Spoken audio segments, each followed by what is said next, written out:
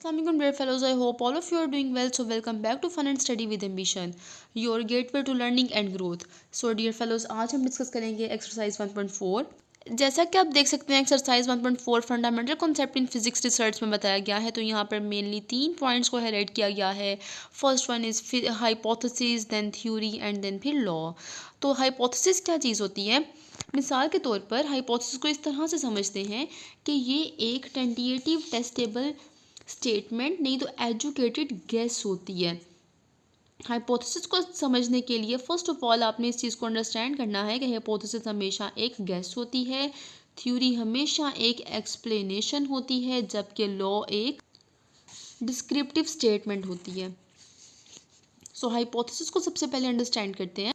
Dear students, hypothesis को understand करने के लिए सबसे पहले आपको एक मिसाल देती हूँ कि हाइपोथेसिस क्या चीज़ होती है।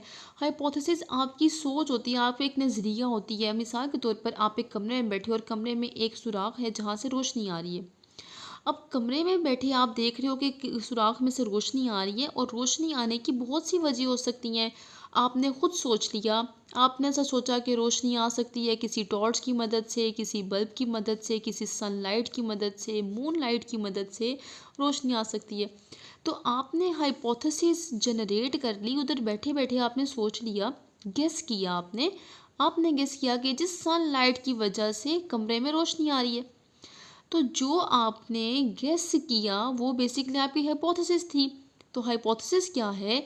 कोई भी पॉसिबल एक्सप्लेनेशन, मतलब आपको एग्जैक्टली नहीं पता, आप प्रोबेबिलिटी दे सकते हो, आप अंदाज़ा कर सकते हो कि शायद सनलाइट की मदद से, आपने गेस किया कि सनलाइट की मदद से कमरे में रोशनी आ रही है।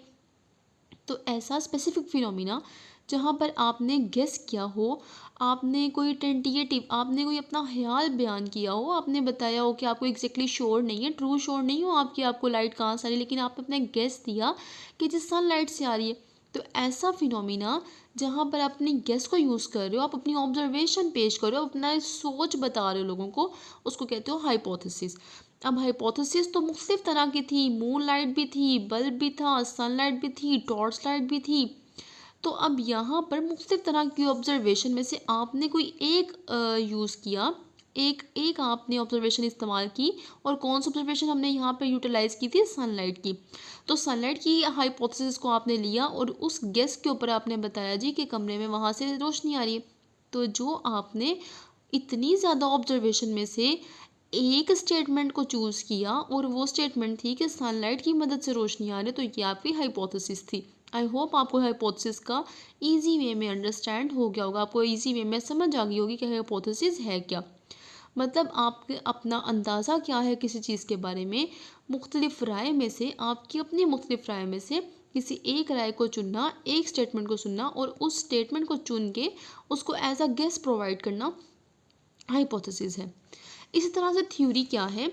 मिसाल के तौर पर जैसा कि अभी हमने पढ़ा था कि एक कमरा है और कमरे में रोशनी आ रही है, तो रोशनी आपने मान लिया कि रोशनी जो आपकी है सनलाइट से आ रही है।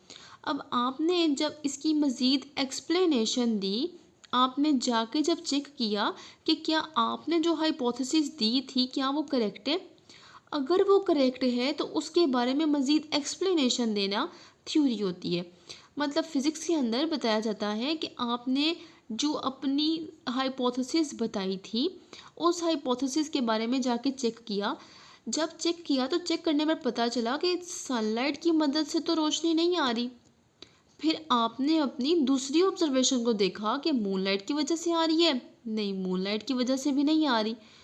बल्ब की वजह से आ रही है जी, बल्ब की वजह से कमरे में रोशनी आ रही थी। इट मीन्स दैट जो आपने हाइपोथेसिस बनाई थी वो आपकी रॉन्ग हाइपोथेसिस थी, आपकी ट्रू हाइपोथेसिस नहीं थी।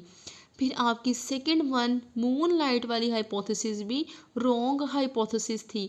तो ट्रू हाइपोथेसिस क्या थी कि बल्ब की मदद से कमरे में रोशनी आ रही है, ये आपकी करेक्ट हाइपोथेसिस थी। सो करेक्ट हाइपोथेसिस को जब आप एक्सप्लेन करोगे, आप एब्सोल्यूट ट्रुथ की बेसिस के ऊपर अपना पॉइंट ऑफ व्यू दोगे, तो उसको आप थ्योरी बोलोगे। मतलब आपने टेस्ट किया, आप गए, आपने एक्सपेरिमेंट की मदद से देखा कि रोशनी आ कहाँ से रही है, तो मुख्तलिफ तरह की स्टेटमेंट में से जो स्टेटमेंट ट्रू थी आप उसको थ्योरी बोलोगे। मतलब आपने इंतहाई कॉम्प्रिहेंसिव वे में मतलब एक्सप्लेन करके बता दिया, एक्सप्लेनेशन के साथ बताया कि रोशनी बेसिकली आ कहाँ से रही थी। आपने पहले अपना पॉइंट ऑफ व्यू दिया, पॉइंट ऑफ व्यू देने के बाद आपने पूरी इन्वेस्टिगेशन की कि क्या मेरा पॉइंट ऑफ व्यू ठीक है। अगर ठीक है तो इट मीन्स ये आपकी नेक्स्ट पे थ्योरी बन गया, और अगर ठीक नहीं है तो इसकी एक्सप्लेनेशन देने के बाद ये आपकी थ्योरी बन गया। एंड डियर फेलोज, उसके बाद फिर आता है लॉ। तो लॉ आपकी एक डिस्क्रिप्टिव स्टेटमेंट होती है।